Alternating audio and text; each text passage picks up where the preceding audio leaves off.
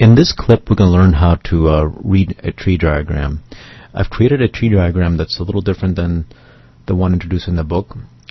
It starts out with the node as usual, but the node breaks out into 4 branches, and then each branch breaks out into another 2 more branches. And this one has what I call 3 stages. It has a beginning stage here, labeled A, B, D, G, a second stage, and finally here at the bottom here had this 3rd stage. And again, to reiterate reading tree diagrams, right now when we start here at this node at the very beginning, again you have 4 possibilities labeled A, B, D, G, and the way the tree diagram works is that these are all the possibilities that could occur. Nothing else can happen. Once you start, either event A happens, event B happens, event D happens, or event G happens. Let's look really quick at the second branch. Let's say we start here at the node, event A happens, and now we find ourselves here. Now again, the way the tree diagram is set is at the end of each branch you see what the event is. In the branch itself you see the probability of getting to that event. So right now, for example, if I start here at the node, there's a 22% chance of event A occurring.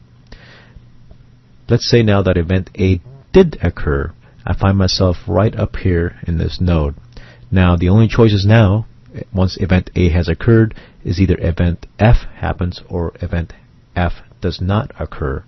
There's another 22% chance of event F happening, and there's a 78% chance of event F not happening.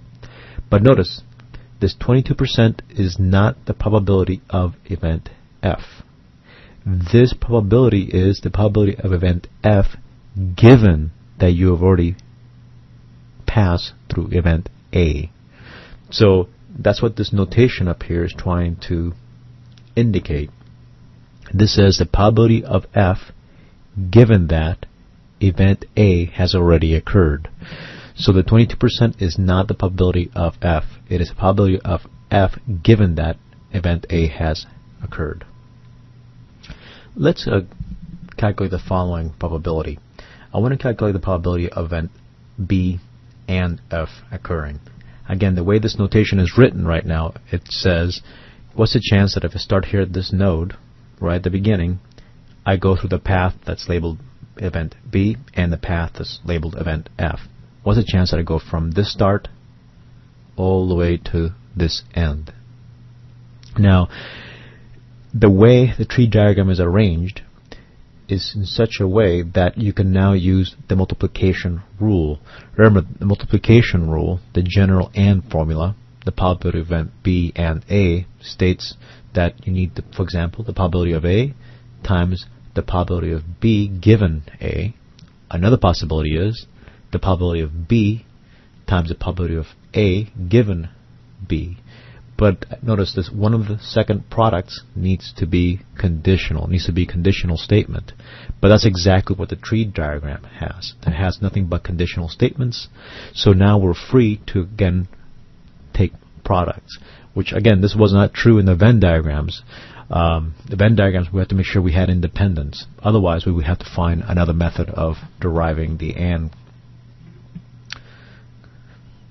So right now it says the probability of event B and F.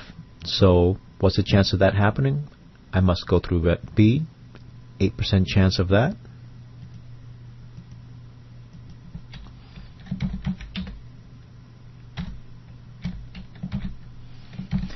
Times the probability of event F, 15% chance. Take the product, and now you have the probability of event B and F.